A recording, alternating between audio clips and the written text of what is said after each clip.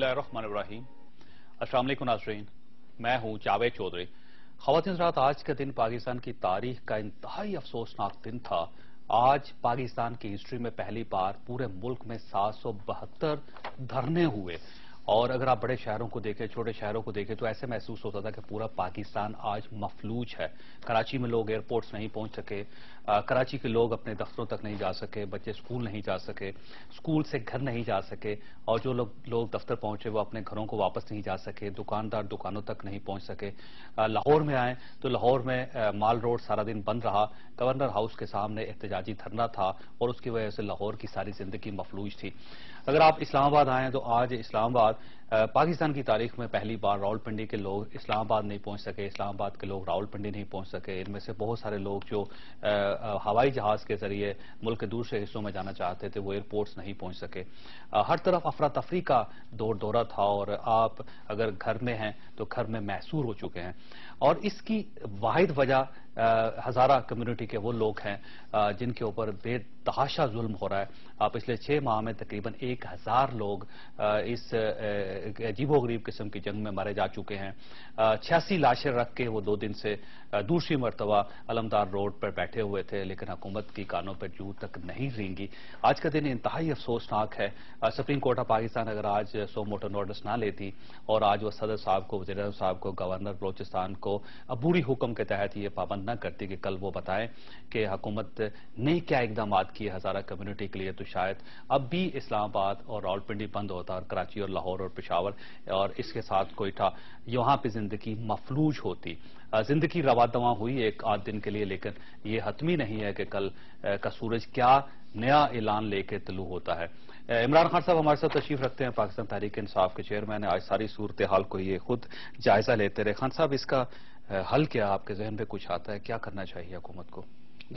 चौधरी साहब, इसका हल तो गवर्नमेंट फौरी तौर पर रिजाइन करे। यानी बार बार हम ये देख चुके हैं कि गवर्नमेंट किसी किस्म के कानून इंप्लीमेंट नहीं कर सकी, लॉ एंड ऑर्डर पे काबू नहीं पा सकी, दहशतगर्दी पे ये कंट्रोल नहीं कर सके। 5 साल अगर नहीं कर सके तो अब चंद हफ्ते में इन्होंने क्या करना है? तो ये पहले, अगर तो पहला इंसिडेंट होता मानते। और वो जो लोग आज सड़कें जिन्होंने ब्लॉक की हैं बेबसी में तंग आके, यानी लोग तमाशा देख रहे हैं, मौका दे रहे हैं गवर्नमेंट को कि कुछ करेगी, तो इस बेबसी पे वो सड़कों पे निकले हैं। अब मैं क्या हम उम्मीद लगाएं गवर्नमेंट से? देखिए, हुकूमत की रिट नजर नहीं है आज सारा दिन। अगर आप इस्लामाबाद में देखें, कैपिटल सिटी है, यहाँ पे जहां पे भी धरना दिया 6, 7, 8, 10, 15, 20 लोग खड़े हुए, उसके सामने पुलिस भाग गई, लोकल एडमिनिस्ट्रेशन नहीं थी, गाड़ियों के अंदर लोग, ड्राइवर गाड़ियां छोड़ के वहां से भाग गए। इस किस्म की सूरत तो यूं महसूस होता जैसे हुकूमत है नहीं किसी जगह।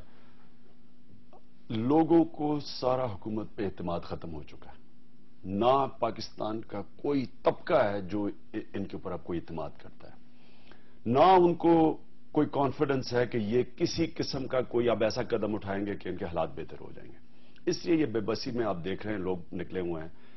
मैं समझता हूं कि अगर तो इनमें से थोड़ी सी भी शर्म हो तो ये अब रिजाइन कर दें और ये इलेक्शंस कॉल कर दें। और इलेक्शंस एक ही हल है।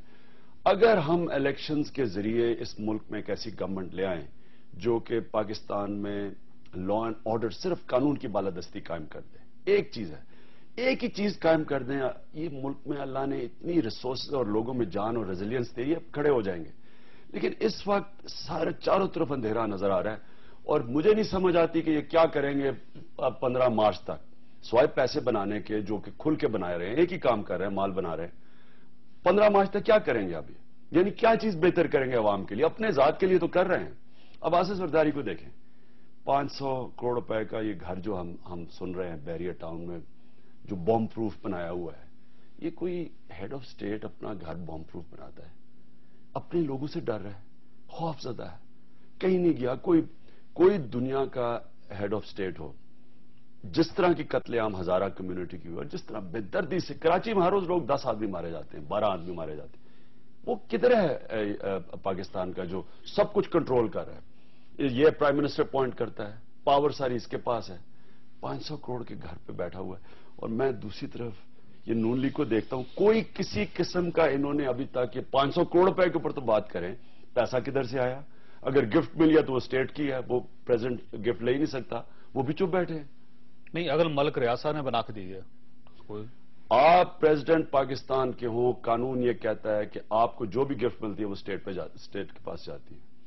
اچھا ٹھیک ہے, اس میں کوئی شک نہیں کہ پنجاب کے حالات بھی ہم کہہ سکتے ہیں کہ کوئی آئیڈیل نہیں ہے, لیکن جو کراچی میں ہو رہا ہے, جو بلوچستان میں ہو رہا ہے, جو خیبر پختونخوا میں ہو رہا ہے, اس پہ خان صاحب کبھی آپ کے ریمارکس نہیں آئے. آپ خیبر پختونخوا کی بات بھی کریں جہاں پہ اب وہ دہشت گرد یا عسکریت پسند آتے ہیں, آنے کے بعد وہ سرکاری عمارات کے اندر قبضہ کر لیتے ہیں اور وہاں سے گھوم پھر کے باہر چلے جاتے ہیں اور کوئی ان کو روکنے والا نہیں ہے. کراچی کے اندر روز 10 سے 12-15 لاشیں روز گرتی ہیں اور کوئی اس کو سنبھالنے والا نہیں ہے. بلوچستان میں حکومت ہی نہیں ہے, پچھلے 3 ماہ سے کوئی حکومت ہی ایگزسٹ نہیں کرتی وہاں پہ. تو یہ کیسے چلے گا یہ ملک؟ نہیں سر, یہ تو جو کوئٹہ میں ہو رہا ہے, یہ جو شیعہ کی خاص طور پر ٹارگٹ کلنگ ہو رہی ہے, مجھے تو اس میں پورا ایک انٹرنیشنل ایک پورا اسکیم بنی ہوئی ہے ایک شیعہ سنی کی لڑائی کروانے کے لیے. اور میں تسلسل دیکھ رہا ہوں, یہ عراق سے شروع ہوا تھا, پھر یہ پھیلتا گیا باقی بحرین میں, پھر لبنان میں, پھر یہ ابھی سیریا میں, شام میں بھی ہو چکا ہے. تو یہ پاکستان میں جس طرح کی یہ انتہا پہ پہنچ گیا ہے, جس طرح بے دردی سے قتل کیے جا رہے ہیں. میں ادھر لولو سر جو استور کے لوگ تھے, وہ کوئی 27 لوگوں کو انہوں نے بس سے نکال کے مارا. میں وہاں گیا بھی استور میں, وہاں لوگ کہتے ہیں ان کو بسوں سے نکالا, شناختی کارڈ دیکھا اور ادھر گولی ماری. ایسی تو ہم نے اپنی زندگی میں کبھی, مجھے تو کوئی, یعنی قتل کرتے تھے لوگ ایسے, یہ نہیں کہ پاکستان میں بالکل ہی امن تھا, لیکن ایسی دہشت گردی میں نے نہیں دیکھی. اچھا, اب آپ نے بات کی کہ اس کا یہ کیا کریں, ہم اس کا حل کیا, اس کا حل کیا. میں بڑی دیر سے پہلے تو میں کہتا تھا کہ کبھی ہمیں اپنی فوجیں قبائلی علاقے میں نہیں بھیجنی چاہیے تھی, اور میں آپ کے پروگرام پہ بھی اور آ کے بھی بڑی دیر اس کے خلاف بولتا رہا. اور 2004 میں بھیجی, 6 میں ہم نے سنا پہلی دفعہ پاکستانی طالبان کا نام. اب ہو یہ گیا ہے کہ صرف نارتھ وزیرستان میں, وہاں کے مجھے پولیٹیکل فاٹا سیکٹریٹ میں لوگ بتا رہے تھے, 31 گروپ ہیں صرف نارتھ وزیرستان میں. یعنی یہ ایسی ایک, جو ہم شروع میں روک سکتے تھے چیز, یا ہم پہلے بات چل کے, وہ اب صرف 31 گروپ نارتھ وزیرستان میں. اے این پی نے اے پی سی بلائی کہ جی ہم سب کو اب بات کرنی چاہیے. 5 سال گورنمنٹ میں بیٹھ کے چند ہفتے رہ گئے, اب ان کو خیال آیا. میں 3 سال پہلے جب یہ اتنی زیادہ پھیلی نہیں تھی, سوات کا آپریشن ہوا, تھوڑا لگ رہا تھا کہ ہم قابو پا سکتے ہیں, میں تب کہنا شروع کیا کہ اب بات ہے کہ آپ نے ملٹری کر کے تو اب فوری پولیٹیکل سیٹلمنٹ کریں. میں نے کہا یہ جو باتیں آپ کہہ رہے ہیں کہ آئین کے بیچ میں سیٹلمنٹ کریں, میں نے تو یہ بھی کہا کہ میں بیچ میں پڑھتا ہوں, پارلیمنٹ کو جو بھی اگریمنٹ ہو پارلیمنٹ کے سامنے رکھیں, آئین کے اندر رہ کے اب پولیٹیکل سیٹلمنٹ کریں. وہ ساروں نے مجھے بجائے یہ کہنے کہ برا بھلا کہا کہ جی پرو دہشت گرد ہے, یہ ان کے ساتھ ہے, یہ فلانا ہے, یہ وہ ہے. اب وہ اسی نتیجے پہ پہنچ گیا 3 سال کے بعد, جب وہ چیزیں اور انتہا پہ پہنچ چکی ہیں. تو اس کا حل جاوید جی میں پھر سے کہتا ہوں کہ یہ پہلے امریکہ کی جنگ سے ڈس انگیج کریں. یہ کیوں کریں؟ کیونکہ جو لڑ رہے ہیں انہوں نے جہاد ڈکلیئر کی ہوئی ہے پاکستان پہ, اور اس لیے وہ خودکش حملے کرتے ہیں. کیونکہ جنت کون کرے گا؟ حکومت تو ختم ہو رہی ہے, 15 مارچ تک حکومت رہے گی. اب یہ اعلان نہیں کر سکتی, اب ان کے پاس ٹائم نہیں ہے اس کا. ان کے پاس تو نہیں ہے, لیکن جو بھی حکومت اب اس کے اوپر قابو پانا چاہتی ہے, کیونکہ اب جانے نہیں لگی اگر ہم نے سوچ سمجھ کے نہ کیا. جو ملیٹنٹس ہیں وہ پاکستانی اسٹیٹ اور سیکیورٹی فورسز اور پولیس کے خلاف اس لیے لڑ رہے ہیں, وہ کہتے ہیں کہ یہ امریکہ کے ساتھ ملے ہوئے کولیبریٹرز ہیں. جب آپ ڈس انگیج کریں گے تو جہاد وہ کہتے ہیں جس کی وجہ سے خودکش حملے ہوتے ہیں, اور سب سے زیادہ نقصان خودکش حملہ کرتا ہے. اگر ہم ان کے جو یہ جہاد ہے یہ تب ختم ہوگی جب امریکہ کی جنگ سے علیحدہ ہو جائیں, جس میں ڈرون اٹیکس بھی ہیں. ڈرون بھی انہی لوگوں کو مار رہے ہیں جن سے ہماری فوج جن کو مار رہی ہے. تو آپ ان سے علیحدہ کر کے اس کو اپنی جنگ بلا لیں. جب وہ ہوگا تو جو ملیٹنٹس یہ کہتے ہیں نا, جو عام لوگوں کو تیار کرتے ہیں کہ ہم جہاد لڑ رہے ہیں, وہ جہاد کا ختم ہو جائے گی بات. اس کے بعد بات چیت شروع کریں. لیکن یہ تو ایک لانگ ٹرم سولوشن ہے نا. شارٹ ٹرم سولوشن کیا کریں؟ کوئٹہ کے اندر 86 لاشیں پڑی ہوتی ہیں اور ان کو سنبھالنے والا اٹھانے والا کوئی نہیں ہے. شہر کا کوئی والی وارث وہاں پہ نہیں ہے. آئی جی آج انہیں گورنمنٹ نے تبدیل کیا لیکن اس کے باوجود حالات کو ٹھیک کرنے کے لیے نہیں. ایجنسیز وہاں پہ فیل ہو چکی ہیں, پولیس وہاں پہ فیل ہو چکی ہے, ایف سی وہاں پہ کام نہیں کر رہی, حکومت وہاں پہ نہیں ہے. تو کیا کیا جائے امیڈیٹلی؟ کیا کیا جائے اس کا کیا حل؟ پہلے تو میں پھر سے آپ کو کہوں جاوید جی, 1,40,000 پاکستان کے فوجی قبائلی علاقے میں پھیلے ہوئے ہیں. سب سے بڑا مسئلہ وہ ہے, اس کی وجہ سے کیونکہ ہماری اسٹیٹ جب کمزور ہوگی تو اس کی ابیلٹی یعنی اس کی قوت کم ہو جائے گی قابو پانے کے لیے. قبائلی علاقوں سے فوج واپس بلوا لی جائے. دیکھیں نا, سٹیپ بائی سٹیپ چلیں. پہلے امریکہ کی جنگ سے نکلیں. امریکہ کی جنگ سے نکلیں گے, جہاد کا نیریٹو یہ ختم ہو جائے گا. وہ بڑا لمبا کام چاہیے, بڑی جلدی ہے اس میں. خان یہ تو 5-6 سال چاہیے آپ کو. یہ تو ایک گورنمنٹ آتے ساتھ ہی کر سکتی ہے. میں آپ کو 90 دن کی بات کروں اور میں آپ کو ثابت کرتا ہوں کیسے ہوگا. جس دن یہ وہ نہ کہہ سکے کہ پاکستان امریکہ کی جنگ لڑ رہا ہے, وہ لوگوں کو یہ تیار نہیں کر سکیں گے جا کے اپنے خود کش حملے کرو. اور اس کے بعد اپنے قبائلی علاقے کے لوگ, کیونکہ لوگ قبائلی علاقے کو جانتے نہیں اور میں پھرا ہوا ہوں. دیکھیں آپ کی اصل طاقت آپ کے قبائلی علاقے کے لوگ ہیں. وہ مجاہدین سے نہیں لڑیں گے کیونکہ وہ ساری زندگی لڑتے آئے ہیں جو بھی باہر سے آتا ہے. لیکن وہ جس وقت جہاد ختم ہو گئی, آپ کے کم از کم 9 سے 10 لاکھ مسلح لوگ ہیں قبائلی علاقے میں. 20,000 سارے لڑنے والے ہیں جو ملیٹنٹ سے کہتے ہیں. نہیں, وہ قبائلی علاقوں کا ایشو خان صاحب الگ ہے, کوئٹہ کا ایشو الگ ہے. وہاں پہ ہزارہ کو مارا جا رہا ہے اور شیعہ سنی فساد ہے وہاں پہ. پہلے میں یہ کلیئر کر دوں کہ آپ نے سٹیپ بائی سٹیپ کیسے چلنا ہے. میں تو کہہ رہا ہوں کہ مثلا تحریک انصاف کی گورنمنٹ آگی, وہ کیا کرے گی. پہلے اس کے اوپر قابو پائے, کیونکہ سب سے بڑا مسئلہ یہ ہے کہ جو پاکستان گورنمنٹ کے خلاف لڑتا ہے وہ سارا وہاں ادھر چلا جاتا ہے. اب میں نے 31 گروپ آپ کو بتایا نارتھ وزیرستان میں, ہر قسم کے لوگ ہیں وہاں. تو پہلے تو آپ نے جنگ جیتنی ہے اپنے قبائلی علاقے کے لوگوں سے, فوج سے نہیں جیتنی. فوج باہر کی ہے. وہاں ہوتا یہ ہے کیونکہ قبائلی علاقے کے اندر یہ حال ہے کہ ایک گاؤں میں ایک چڑیا بھی نہیں آ سکتی جب تک سب کو پتا نہ ہو. وہ سب کو جانتے ہیں, ان کو سب کو پتا ہے کون کون ہے. جس وقت وہ لوگ آپ کے ساتھ مل گئے آپ جنگ جیت گئے. میری بات مان لیں, میں یہ 8 سال سے کہہ رہا ہوں, میں آج بھی کہہ رہا ہوں. اور پھر فوج کو صرف تب استعمال کریں اگر ان کو کوئی ایسی ریزسٹنس آ جاتی ہے جدھر وہ نہیں لڑ سکتے, ان کی ایڈ میں جا کے فوج لڑے. ٹھیک ہے, لیکن کوئٹہ کا مسئلہ یہ ہے کہ ابھی دیکھیے ہزارہ یہ مطالبہ کر رہے ہیں کہ فوج کے حوالے کر دیا جائے کوئٹہ کو, تو حالات ٹھیک ہو سکتے ہیں. حکومت یا دوسری جمہوری طاقتیں اس کو ریزسٹ کر رہی ہے اس مطالبے کو. آپ کا کیا ویو؟ آپ سے پوچھوں گے, بریک لوں گا, ایک چھوٹے بریک کے بعد واپس آ رہے پروگرام میں دوبارہ خوش آمدید. خواہ صاحب عمران خان صاحب ہمارے ساتھ تشریف رکھتے ہیں. ایک چھوٹا سا سوال عمران خان صاحب کے سامنے رکھا تھا کہ کوئٹہ میں ہزاروں کو قتل کیا جاتا ہے, 80 لاشیں 86 لاشیں رکھ کے وہ سڑکوں پہ بیٹھ جاتے ہیں اور ہر دوسرے مہینے اس قسم کا واقعہ ہو جاتا ہے. اس کا امیڈیٹلی حل کیا ہے خان صاحب؟ کیا فوج کے حوالے کر دیا جائے کوئٹہ کو؟ یہ تو اب واضح ہو گیا کہ کوئٹہ کے اندر جو ان کی ایڈمنسٹریشن ہے وہ فیل ہو گئی ہے. ٹھیک. اب ایک آرٹیکل میرے خیال میں 245 ہے آئین کا, سویلین ایڈمنسٹریشن کی مدد کے لیے فوج آ سکتی ہے. کراچی میں رینجرز فوج ہی ہے, وہ رینجرز فوج, رینجرز کوئی سویلین ایڈمنسٹریشن کا حصہ تو نہیں ہے. تو یہ بھی اگر وہ اسپیشلی اس وقت جو حالات ہو رہے ہیں اب کہ بار بار وہ ہزارہ کمیونٹی کو ٹارگٹ کرتے ہیں, بے دردی سے مارتے ہیں اور کوئی پکڑا نہیں جاتا. یہ دوسری چیز ہے, پکڑا کوئی نہیں جاتا. اب وہ آخر اس نتیجے پہ پہنچ گئی ہے وہاں کی کمیونٹی, کیونکہ میں گیا تھا پچھلی باری وہاں کوئٹہ اور میں نے ان سے بات چیت کی. ان کو اب کسی پہ اعتماد نہیں رہا. وہ صرف سمجھتے ہیں کہ فوج ہمیں اب بچا سکتی ہے ان سے. تو میں نہیں سمجھتا کہ سول ایڈمنسٹریشن کچھ کر سکتی ہے. میں بھی سمجھتا ہوں کہ اور وہ بھی اگر وہ ہزارہ کمیونٹی کہتی ہے کہ فوج ہماری مدد کرے, جب تک نئی گورنمنٹ نہیں آتی میرے خیال میں کہ ان کے علاوہ تو ان کو اس وقت کوئی نہیں بچا سکتا. کوئٹہ کو جب تک نئی حکومت نہیں آتی, جب تک الیکشنز نہیں ہوتے, نئی حکومت نہیں ہوتے, نئی حکومت نہیں آتی, اس وقت تک کوئٹہ کو فوج کے حوالے کر دینا چاہیے. اب بالکل وہ یعنی کہ کوئٹہ شہر کے اندر مارے جا رہے ہیں, وہ شہر کو بالکل اس وقت فوج کو کہنا چاہیے کہ یہ ان کو بچائیں لوگوں کو, کیونکہ سول 5 سال سے مر رہے ہیں. وہ 1 سال میں 1000 لوگ مر چکے ہیں, کوئی نہیں پکڑا گیا. تو وہ کیا یہ تو ویسے فوری الیکشن کال کریں تاکہ جلدی سے ایک نئی گورنمنٹ آئے. لیکن اب تک اگر امیڈیٹ آپ چاہتے ہیں ابھی حل, تو ابھی تو فوج ہے. لیکن میں صرف اس کا کمپلیٹ یہ کر دوں, ایک دفعہ آپ نے قبائلی علاقے کو کنٹرول کر لیا, ایک دفعہ وہاں دہشت گردی ختم ہو گئی, ہم باقی یہ گروپس معمولی ہیں ان کے مقابلے میں. یہ چھوٹے چھوٹے گروپس ہیں, فرقہ واریت. اچھا, نگران حکومت کی طرف آتے ہیں. یہ بتائیے گا خان صاحب کہ آپ سے ابھی تک کسی نے کنسلٹ کیا ہے نگران حکومت کے لیے, نگران وزیر اعظم کے لیے, یا پھر ابھی تک آپ کو اندھیرے میں رکھا گیا؟ نہیں کنسلٹ کیا, کسی نے نہیں پوچھا.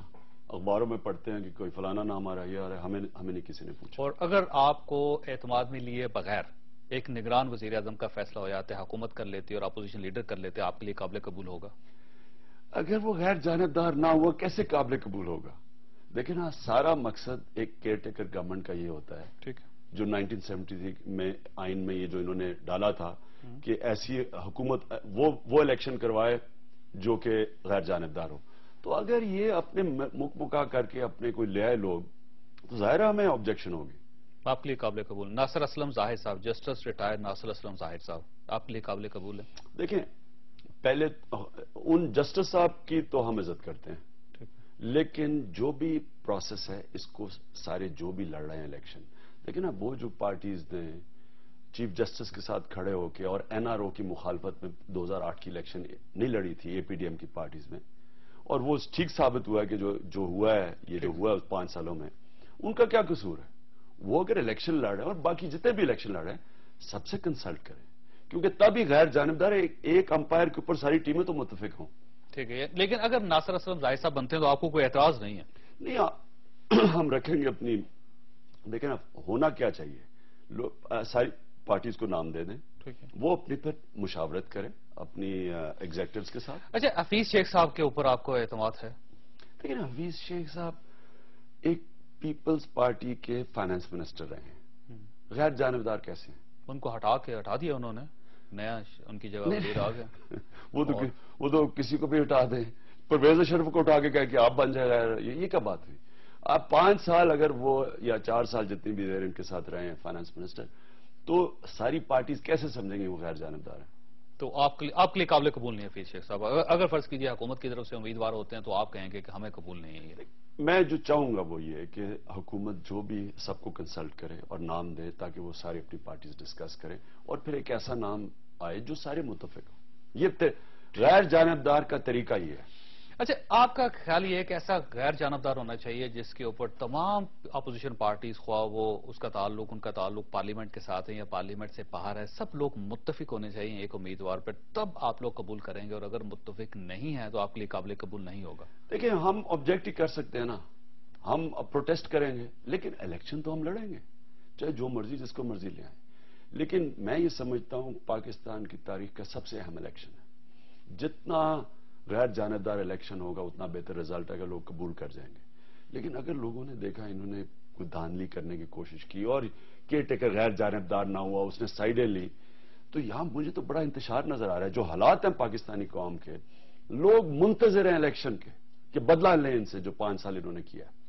وہ اگر انہوں نے دیکھا کہ انہوں نے کچھ کر رہے ہیں, مجھے تو بہت خوف آ رہا ہے کہ یہاں کس طرح کا یہاں سڑکوں پہ جو پولیٹیکل پلاننگز ہیں آپ دیکھ رہے ہیں بڑی دلچسپ ہیں کہ ایم کیو ایم اقتدار سے الگ ہو گئی اور اپوزیشن میں چلے گی. اب ان کا مطالبہ ہوگا کہ جو بھی نگران حکومت سندھ میں آئے اس میں کنسلٹ کیا جائے ایم کیو ایم اور پاکستان پیپلز پارٹی مل کے وہ حکومت بنائے. تو اس قسم کی ایک جو سیاسی پلاننگ ہے آپ کے لیے قابل قبول ہے, یا آپ سمجھتے ہیں کہ ایم کیو ایم کو اپوزیشن میں نہیں جانا چاہیے تھا, ان کو اپوزیشن لیڈر ڈکلیئر نہیں کرنا چاہیے حکومت کو اس وقت, اور اگر وہ کرتی ہے حکومت تو آپ سپریم کورٹ سے رابطہ کریں گے, وہاں جا کے چیلنج کریں گے, کیا کریں گے, یہاں قابل قبول ہوگا آپ کے لیے؟ ہم دیکھیں گے. ہم ابھی تو آبزرو کر رہے ہیں, ہماری آج بھی میٹنگ سارا دن ہوئی ہے, کل بھی تھی, ہم سب دیکھ رہے ہیں. جیسے ہی یہ اگر کوئی بھی فیصلہ کریں گے, ہم فوری طور پہ آپس میں میٹ کریں گے اور اس کے بعد اپنا لائے عمل طے کریں گے. اسی طرح دیکھیے پنجاب میں فیصلہ کرنا ہے پاکستان پیپلز پارٹی نے, پاکستان مسلم لیگ نون نے مل کے وہاں کی نگران حکومت کا, اس میں آپ سے کنسلٹ بھی نہیں کیا جائے گا, شاید پاکستان مسلم لیگ کاف سے بھی نہ کیا جائے, جماعت اسلامی سے نہیں کیا جائے گا, تو وہاں پہ جو نگران حکومت بنے گی وہ بھی 2 پولیٹیکل پارٹیز مل کے بنائے گی. آپ کے لیے قابل قبول ہوگا وہ بھی؟ یہ جو نورا کشتی ہوئی ہے نا ان 5 سالوں میں, یہ دونوں پارٹیز نے کی ہے, جس میں امینڈمنٹس بھی میں شامل کر لوں. آپ تماشا دیکھیں انہوں نے کیا کیا, جدھر ان کے مفادات اکٹھے تھے فوری طور پہ کانسٹیٹیوشنل امینڈمنٹس کر لیں. کانسٹیٹیوشنل امینڈمنٹ میں انہوں نے ایسی چیز کی جو کہ بالکل غیر جمہوری ہے کہ پارٹی چیئرمین دونوں باہر بیٹھے ہوں, وہ اندر اسمبلی میں leader of the house assembly में उसको निकाल सकते हैं। यानी ये कोई दुनिया में जमहूरियत में ऐसी चीज, तो आपस में बैठ के मुका फिर नहीं, क्या आप भी तो खामोश है ना उस पर। या खान साहब, आप एहतजाज करते, धरना देते, रैली निकालते, लॉन्ग मार्च करते, सुप्रीम कोर्ट ऑफ पाकिस्तान के पास चले जाते, आपके पास बड़े ऑप्शन थे। मैं आपको एक बात बताऊं जावेद साहब, आजकल तो आज आदमी जब अखबार उठाता है ना, सोचता है कि मैं अब इसके ऊपर इस खबर पे एहतजाज करूं, या इतने 80 अरब लूटा गया इस पे एहतजाज करूं, या फिर मैं देखूं 500 अरब रुपए करोड़ रुपए का घर बन गया उस पे एहतजाज। हमें तो समझ नहीं आती शुरू किधर से करें, किस किस चीज पे एहतजाज करें। मैं ये कह रहा हूं कि जो इन्होंने तबाही मचाई है इन 5 सालों में, यानी पाकिस्तान की तारीख में, आप सिर्फ फिगर्स देख लें, गुर्बत ऊपर, महंगाई ऊपर, बेरोजगारी ऊपर, बिजली नहीं है, फैक्ट्रियां बंद हैं, कानून नहीं है, लोग लूटे जा रहे हैं। देहात में ये हाल है। मैं अभी पंजाब कोट लखपत का दौरा करके आया, आप यकीन करें लोगों ने कहा जी जैसे ही यहां सूरज नीचे जाता है यहां सड़कें खाली हो जाती हैं, लोग खौफजदा हैं, लूटे जाते हैं, बाहर नहीं निकलते, शाम को खाने पे नहीं जाते कोई। यानी ये हाल है आज लॉ एंड ऑर्डर का, और आपके सामने तो इन्होंने, लेकिन मसला ये है कि अगर फर्ज कीजिए कि अगली हुकूमत आ जाती है, इलेक्शंस होते हैं, इलेक्शन के बाद फिर दोबारा पाकिस्तान पीपल्स पार्टी हुकूमत बना लेती है, नून लीग पंजाब में हुकूमत बना लेती है, इसी किस्म का खैबर पख्तूनख्वा में ANP हुकूमत बना लेती है, तब्दीली तो कोई भी नहीं। एक ब्रेक लूंगा, ब्रेक के बाद आपके सामने एक मसूबा रखूंगा पाकिस्तान पीपल्स पार्टी का। एक छोटे ब्रेक को, ब्रेक के बाद वापस आ रहे हैं। प्रोग्राम में दोबारा खुशामदीद। खास साथ इमरान खान साहब हमारे साथ तशरीफ रखते हैं। आजकल पाकिस्तान पीपल्स पार्टी के हल्के, बास हल्के ये कह रहे हैं कि अगली हुकूमत भी हमारी ही होगी, और उसके लिए एक बड़ी दिलचस्प प्लानिंग हो रही है। पाकिस्तान पीपल्स पार्टी का ख्याल ये है कि अगर इन्हें 70 या 80 सीट्स भी मिल गई तो ये तमाम पोलिटिकल पार्टीज को बुलवाएंगे और उनसे कहेंगे कि आप तमाम वजारतें ले लें, सिर्फ हमारा सदर और वज़ीर आज़म होगा, और इसके अलावा सारी वजारतें, तमाम डिपार्टमेंट्स आप सब लोग आपस में तकसीम कर लें, और उसके बाद अगले 5 साल के लिए भी हमारी हुकूमत बन जाए। खान साहब, ये बड़ी जबरदस्त किस्म की प्लानिंग है। अगर उनके पास 70-80 सीट्स भी आ गई, उन्होंने तमाम सियासी जमातों को, तमाम पॉलिटिकल ग्रुप्स को कहना है कि आपको जो वजारत चाहिए आप ले लें, हमारा कोई वजीर नहीं होगा पाकिस्तान पीपल्स पार्टी का, और अगले 5 साल के लिए पाकिस्तान पीपल्स पार्टी दोबारा इख्तियार में, क्या करेंगे आप? अंग्रेजी में डेमोक्रेसी, एक है डेमोक्रेसी, एक है क्लेप्टोक्रेसी कि जमहूरियत के नाम पर लूटना, और एक है कैकिस्टोक्रेसी, नाहल और करप्ट लोगों की हुकूमत। ये तीसरे दर्जे पे है। आसिफ जरदारी ने एक चीज साबित कर दी कि उसने ये साबित कर दिया है कि इन सारे जो इलेक्टेबल पॉलिटिशियंस हैं इनकी कीमत है, और उसने इनकी कीमत अदा कर दी। यानी आप ये देखें, मैं अभी जो आपको आप जाने से पहले आपको कह रहा था कि पाकिस्तानी तबाह हो गए इन 5 सालों में। हर चीज में एक कोई शोबा ले ले, सिर्फ ये सोच लें बाकी को 60 रुपया 100 रुपया मेरा बैंक में था, आज 60 रुपया रह गया इन 5 सालों में, और इनके बाहर जिनके पैसे पड़े हैं वो 140 रुपए हो गए। तो ये जो लीडर जिनके पैसे सारों के बाहर हैं ये अमीर हो गए हैं, कौम गरीब हो गई है।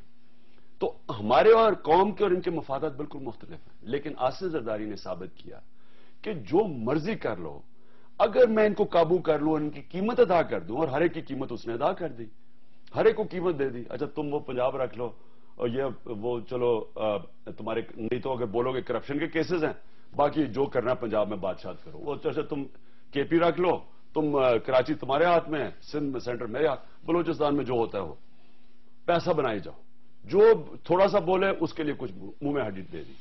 अब ये जो उसने किया है, मैं समझता हूं और मेरा ये ईमान है कि पाकिस्तान की तारीख का सबसे बड़ा इनकलाब आने लगा इस इलेक्शन पे। जावेद साहब, मैं आपके प्रोग्राम पे पहले भी कह चुका हूं, आज कह रहा हूं, कोई इस तब्दीली को अब नहीं रोक सकता, क्योंकि लोगों के सामने इनकी सबकी शक्लें आ गई हैं।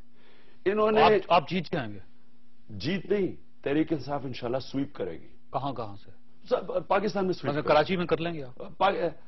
कराची में भी अच्छा करेंगे, लेकिन पाकिस्तान में स्वीप, कराची और हैदराबाद में कर लेंगे, स्ट्रेट फॉरवर्ड मेजोरिटी लेंगे इंशाल्लाह। कराची और हैदराबाद में कर लेंगे आप? देखेंगे अभी तो हमने अभी जब सिंध में आपकी पार्टी है ही नहीं, किसी जगह नजर ही नहीं आती। सिंध में क्लीन स्वीप कर लेंगे आप? जावेद चौधरी साहब, इस बार होना पता क्या है, एक तरफ होने हैं इलेक्टेबल्स और दूसरी तरफ होनी है पाकिस्तान की आवाम, क्योंकि इलेक्टेबल्स सिंध में उम्मीदवार हैं आपके पास? उम्मीदवारों के ऊपर नहीं जीतना। आपकी पार्टी है ही नहीं वहां पर सिंध में, किस जगह? जावेद चौधरी साहब, ये जो इलेक्शन होगा ये इलेक्टेबल्स के सर पे नहीं जीता जाएगा, یہ ایک عوام کا سیلاب، عوام کھڑی ہوگی. میں نے ذرا بات کمپلیٹ. پورے سندھ میں مضبوط ہے، آپ جناب کیسے توڑیں گے؟ مجھے یہ بتائیں جاوید صاحب، کیونکہ میں 2 کنسٹیٹوئنسی سے الیکشن لڑا تھا کے پی کے اندر 2002 میں. سارے وہاں بڑے بڑے نام تھے، سارے الیکٹیبلز لڑ رہے تھے. ایک دم 3 ہفتے الیکشن سے پہلے ہوا چلی اور مجھے دونوں حلقوں سے آگے کہ جی بات بھول جائیں، یہاں سارے کتاب ہو گئی. جن لوگوں کو کوئی، میں آپ کو، مجھے آخر تک نہیں نام پتا چلے. کوئی سائیکل پہ مولوی صاحب جیت رہے ہیں، کوئی ٹیکسی میں مولوی صاحب کمپین کر کے جیت رہے ہیں، ریکارڈ ووٹس لے رہے ہیں. کوئی جب ایک دفعہ ایک ہوا چلتی ہے اور انہوں نے کیوں ان کو ووٹ دی؟ تبدیلی کی. لیکن دیکھیے پارٹی بھی ہوتی ہے نا، اگر آپ کی اسٹیبلشمنٹ ہی نہیں ہے، آپ کے پاس امیدوار ہی نہیں ہے، آپ کی لیڈرشپ بھی کسی جگہ ایگزسٹ نہیں کرتی، تو آپ کیسے کامیاب ہوں گے؟ فنکشنل لیگ پیر پکاڑا گروپ بہت زیادہ بڑا گروپ بن گیا سندھ میں، اور جس کے ساتھ الائنس کرے گا وہ جیت جائے گا. پاکستان پیپلز پارٹی، اس میں کوئی شک نہیں، بری گورننس رہی ہے ان کی اور ان کا ریکارڈ ٹھیک نہیں ہے، لیکن اس کے باوجود سندھ میں آج بھی ان کا ووٹر ہے.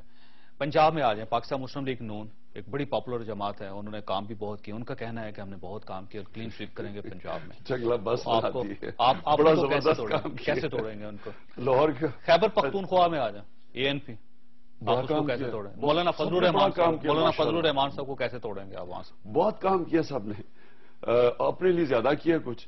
میں آپ کو جاوید صاحب، یہ میری بلوچستان میں آج آپ میری پیشن کو بلوچستان میں ہے پارٹی آپ کی؟ آپ نے جو سرویز دیکھی ہیں پچھلے بھی، اس میں بھی 2 صوبوں میں نمبر 1 تھی اور 2 میں نمبر 2. پارٹی نہیں ہے آپ کی بلوچستان میں؟ ہوگی پارٹی ایک ہی تحریک انصاف. اور وہ کیوں ہوگی؟ 80,000 الیکٹڈ لوگ تحریک انصاف میں انشاءاللہ 23 مارچ کو حلف لیں گے. 80,000 کا مطلب کہ آپ کی یونین کاؤنسل میں آرگنائزیشنز آ گئی. یہ ساری یونین کاؤنسل میں الیکشن ہوئے، 70 لاکھ کا ووٹرز لسٹ بنی ہے. 70 لاکھ میں سے یہ انقلاب آ رہا ہے. میں آپ کو بتا رہا ہوں کہ ایک طرف آپ پرانی سیاست، بلوچستان میں امیدوار ہے آپ کے پاس؟ میں آپ کے ساروں کے جواب دیتا ہوں. ایک ہے پرانی سیاست، ایک ہے نئی، ایک نیا انقلاب آ رہا ہے. پرانی سیاست ہے الیکٹیبلز اکٹھے کیے، جو آج کل نون لیگ کر رہی ہے. پیپلز پارٹی والے بھی آ جائیں، کاف لیگ والے بھی آ جائیں. انہوں نے بھی تو یہی کیا نا، الیکٹیبل ہی لیا نا. کس نے؟ شاہ محمود قریشی، جاوید ہاشمی. ہماری کوئی کسی لوٹے کو آج تک ہم نے پارٹی میں نہیں لیا. نہیں، ایک منٹ، ہم نے جو ہماری پارٹی چھوڑ کے گیا، ہم نے کبھی کسی کو واپس نہیں لیا. جو کسی اور پارٹی میں چلا گیا نا، تحریک انصاف نے اسے کبھی واپس نہیں لیا، اور وہ آنا بھی چاہتے کہ ہم نے کسی کو واپس نہیں لیا. نون لیگ نے تو سٹیٹمنٹ دی تھی کہ ہم کسی کاف لیگ کے لوٹے کو نہیں لیں گے، کہ گورنمنٹ ہی پنجاب پہ چل رہی ہے لوٹوں پہ.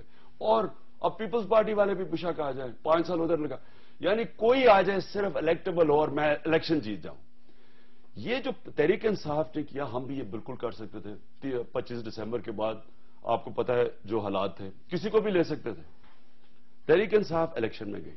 1 سال یعنی 8 مہینے پارٹی سسپینڈ کر کے پارٹی نے اندر الیکشن کروائے. سب سے مشکل دور سے گزرے. کیوں کیا ہم نے یہ؟ کیونکہ ہم نے فیصلہ کیا کہ ہم نے روایتی سیاست نہیں کرنی. ہم نے ایک نیچے سے لیڈرشپ اوپر لے کے آئیں گے. ہم نے الیکٹیبلز کے سر پہ نہیں جیتنا، کیونکہ الیکٹیبلز اتنے ساتھیوں سے آئے اور اتنے ساتھیوں سے چلے گئے. اچھا جی، آج کی طرف فارورڈ بلاک بن گیا، وزارتیں نہیں ملی. ہم نے ان سے آزاد ہونا تھا. ہم اگر آپ تبدیلی کی سیاست کرتے ہیں تو آپ کو ایک پارٹی بنانی پڑے گی جو بھی تبدیلی کی ہو. پہلے اپنے اندر الیکشن پورے پاکستان سے آپ الیکشن لڑیں گے؟ پورے پاکستان؟ جاوید صاحب، پورے پاکستان سے الیکشن لڑیں گے. ہر حلقے میں اکیلا الیکشن لڑیں گے. اکیلا الیکشن لڑیں گے. کسی کے ساتھ اتحاد نہیں ہوگا. سیٹ ایڈجسٹمنٹ کریں گے صرف ان پارٹی سے جو کہ اسمبلی میں نہیں بیٹھی، جماعت اسلامی کی پارٹی سے، جماعت اسلامی جو بھی ہے. ہاں، جماعت اسلامی ان سے کریں گے. لیکن جو پارٹیز بیٹھی ہوئی ہیں اسٹیٹس کو کی پارٹیز اسمبلی، کسی سے کوئی الائنس نہیں. اکیلے لڑیں گے اور سارے پاکستان میں لڑیں گے. اور اپنے ہم ٹکٹ کے اوپر جیتیں گے. ہم نے الیکٹیبلز کے اوپر نہیں جیتنا. ہم ٹکٹ دیں گے. ہماری ڈسٹرکٹ کی جو تنظیمیں الیکٹ ہو کے آئیں گے ریکمینڈ کریں گی، ان کی ریکمینڈیشن پہ ٹکٹ دیں گے. اور دیکھیں گے اگر ان کی ریکمینڈیشن پارلیمنٹری بورڈ آخر میں فیصلہ کرے گا کہ امیج کینڈیڈیٹ کا ہماری نظریے سے ملتا ہے، ٹکٹ دیں گے.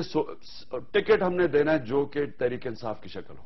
اور اس کے بعد میرا اور میں جو یہ پالیٹیشنز ہیں جو پرانے، اور میرا ان سے اختلاف ہی ہے، یہ سمجھتے ہیں پاکستانی قوم بھیڑ بکری ہیں، جو مرضی کر لو، ادھر کر لو، میرا الیکٹیبل ہے جی، میرا ووٹ. آج تک تو یہی ثابت ہوا. میں یہ کہہ رہا ہوں کہ ان کو کبھی چوائس نہیں ملی. ہم نے ان کو، پاکستانی قوم کو صرف ایک چوائس دینی ہے کہ دیکھیں یہ وہ ہیں، آپ نے دیکھ لیا 5 سال، صرف دیکھ لیں کہ ان منشوروں میں کیا کہا انہوں نے اپنے 5 سال پہلے 2008 ان کے منشور بتائیں گے لوگوں کو اور کیا کیا ہے گاؤں کے لیے.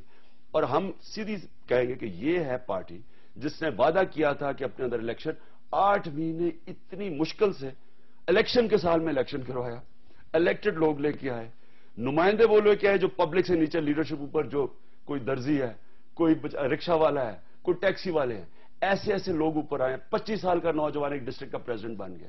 ان لوگوں کو اوپر لے کے آ رہے ہیں جن کو کوئی امید ان پارٹیز کے اندر نہیں ہے, جو کہ مافیا بنی ہوئی ہے. کوئی فیملی ان کی کوئی رشتہ داری نہیں, میرٹ کے اوپر ٹکٹ دیں گے اور پاکستانی قوم کو کہیں گے فیصلہ کر لیں. یہ پرانا پاکستان, یہ نیا پاکستان. اگر یہاں پہ چھوٹا سوال ہے کہ اگر فرض کیجئے کہ آپ نے قوم سے کہا کہ فیصلہ کریں عمران خان ایک نیا پاکستان, میاں نواز شریف اور آصف علی زرداری اور ان کے علاوہ اسفندیار ولی صاحب 25 سال باریاں لیتے رہے, ایم کے ایم الطاف حسین صاحب اور مولانا فضل الرحمان صاحب, یہ پرانے سیاستدان نئے پاکستان یا پرانے پاکستان میں سے فیصلہ کرے. اور اگر لوگوں نے پرانے پاکستان کے حق میں فیصلہ دے دیا, عمران خان کے حق میں فیصلہ نہ دیا, عمران خان کیا کرے گا؟ ایک چھوٹی سی بریک لیں گے, بریک کے بعد واپس آتے ہیں. پروگرام میں دوبارہ خوش آمدید. خان صاحب, عمران خان صاحب ہمارے ساتھ تشریف رکھتے ہیں اور خان صاحب کو یہ کہنا ہے کہ جب الیکشن آئیں گے تو یہ 2 پاکستان عوام کے سامنے, قوم کے سامنے رکھیں گے. ایک نیا پاکستان ہوگا جو عمران خان کا پاکستان ہوگا, دوسرا پرانے سیاستدانوں کا پاکستان ہوگا. میرا ان سے سوال تھا کہ اگر لوگوں نے پرانے پاکستان کے حق میں فیصلہ دے دیا تو عمران خان صاحب کیا کریں گے, کیا کریں گے آپ؟ نہ کینیڈا کا پاسپورٹ لوں گا, نہ ملک چھوڑ کے جاؤں گا, کیونکہ جانے کے لیے کوئی میں تو وہ آدمی ہوں جس نے باہر کمائی کر کے سب کچھ پاکستان لے آؤں. اس لیے کینیڈین پاسپورٹ سے مطلب آپ علامہ طاہر القادری نہیں بنے, علامہ طاہر القادری صاحب نہیں بنے. نہیں, میں کہہ رہا ہوں کہ جو نہیں, طاہر القادری صاحب کے اوپر نہیں ہٹ کی میں نے, کہ یہاں بڑے بڑے لوگوں کے پاس کینیڈین کا, امریکن پاسپورٹ, ڈیول نیشنلٹی, ملک چھوڑ کے, یا تو یہ سارے جو ہیں یہ کیا کرتے ہیں؟ اگلا الیکشن لڑیں گے. جب یہ اپوزیشن میں جب ہوتے ہیں تو سارے ملک سے باہر چلے جاتے ہیں. میں ملک میں رہوں گا, پہلے یہ کہنے کا مقصد ہے. سیاست جاری رکھیں گے آپ. عمران خان کو اللہ نے سب کچھ دیا ہے. میں عمران خان کو کیا فرق پڑے گا اگر میں نہیں آتا پاور میں, تو کیا پھر میں نے رہنا تو یہی ہے. لیکن میرا جو میں دیکھ رہا ہوں نیچے, انشاءاللہ آپ کے سامنے ہی ہوگا. یہ اتنا میں آپ کو بتا رہا ہوں جاوید صاحب, آپ 1970 بھول جائیں گے جو ہونے والا ہے. لوگ صرف الیکشن کا انتظار کر رہے ہیں, آپ کو پتہ نہیں ہے کیا ہونے والا ہے. اگر آپ کے پاس امیدوار ہی نہیں ہوگا خان صاحب تو جیتیں گے ہم نے امیدواروں پہ نہیں جیتنا, ہمارے پارٹی ٹکٹ پہ ہمارا کارکن جتائے گا. جنون کا مقابلہ, الیکشن پالیسی بنا لی آپ نے, میں آپ کو بھی بتا, پالیسی بنا لی آپ. ہونا کیا ہے اس الیکشن میں؟ جنون کا مقابلہ ہونا ہے مفادات سے, پیسے کا مقابلہ ہونا ہے نظریے سے.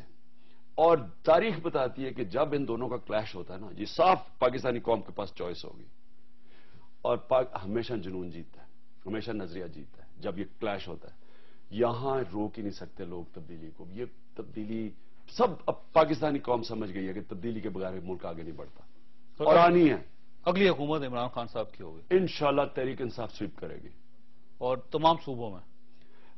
ہاں, ہو سکتا ہے ہم چاروں صوبوں پہ آپ کی حکومت ہوگی. ہو سکتا ہے کہ ایک صوبے کے اندر ہم کوئی پلاننگ کر رہے ہیں, لیکن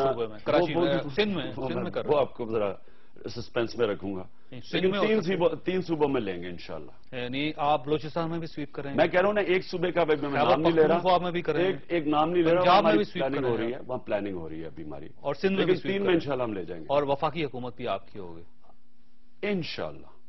اچھا یہ بتائیے, آپ نے الیکشن کی پلاننگ کر لی ہے خان صاحب؟ آپ نے امیدواروں کے لیے کوالیفیکیشن کا کوئی فیصلہ کر لیا ہو کہ کون شخص ہے جو پاکستان تحریک انصاف کا ٹکٹ لے سکتا ہے, اس کے لیے کرائیٹیریا کیا ہوگا, کب وہ آپ کو درخواستیں دے سکتے ہیں, کب اپنے ٹکٹس اناؤنس کریں گے؟ آپ نے پلاننگ کر لی؟ جی, ہم اپنا پورے ویب سائٹ کے اوپر 25 سے جو بھی ہمارے پارٹی کا کرائیٹیریا ہے وہ ویب سائٹ پہ لگا دیں گے 25 فروری سے. 25 سے, اور لوگ پھر انشاءاللہ ٹکٹس کا اناؤنس کریں گے, پارلیمنٹری بورڈ سیٹ اپ کر دیں گے.